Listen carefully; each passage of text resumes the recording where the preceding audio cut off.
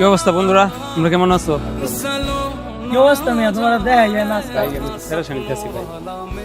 তো কিভাবে কথাটা বলবো আমি বুঝতে পারতাছি না। এই মুহূর্তে আমার চাকরিরও চলে গেছে। বর্তমানে আমার কিছু টাকার দরকার ছিল। আমার ছোট ভাইটা ভর্তি ফিস দেওয়া লাগে। পরে যদি ভর্তি ফিস কালকে আমি না দিতে পারি তাহলে আমি পরীক্ষা দিতে পারবো না। ওর কাছে থাকলে দেয় না বলবো। বেটা দেয়া হইলে খালি টেয়া টেয়া করো বেটা, বুঝলাম না। না আইলি আয় কথা কবি আই টেয়া চাইলি, বুঝলাম না এমন কে। সরি বন্ধু, আমি জানতাম না যে তোমার মাইন্ডে লাগে দেবো বিষয়টা। ঠিক আছে, আমি তোমার কাছে আর কোনো সময় টাকা পয়সা চাবো না। কিরে বন্ধু, তোর লগে এই ব্যাপারটা গুলি ঠিক করছস? হয়তো তোর এক সময় অনেক উপকার করছিল, ভুলে গেছস এই কথা?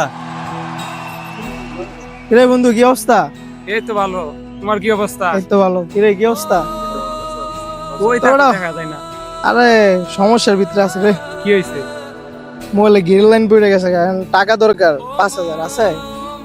ইমার্জেন্সি লাগবে? ও ইমার্জেন্সি তো লাগে। আচ্ছা ঠিক আছে, দি আমার তো ক্যাশ নাই গা, বিকাশ থেকে দিতে হবে। তোমার বিকাশ নাম্বার কোনটা? ওই যে লাস্টে 32। আচ্ছা ঠিক আছে, দিলে আমি পাঠাই দিচ্ছি। ও তাহলে বিকাশে পাঠাই দাও। হ্যাঁ আচ্ছা ঠিক আছে, ঠিক আছে। ঠিক আছে দেখ। হ্যাঁ ঠিক আছে। সত্যি কথা বলতে, আমরা যাদের উপকার করি একসময় তারা এটা ভুলে যায়। আমরা যখন একসময় তাদের উপকার করেছিলাম সে কথাটা ভুলে যায়।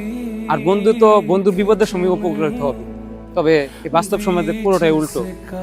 100 বন্ধুর মধ্যে হয়তো শতকরা 1-2 জন বন্ধু বিপদে পাশে পাওয়া যায়, আর বাদ বাকির বন্ধুগুলো সব ফেক।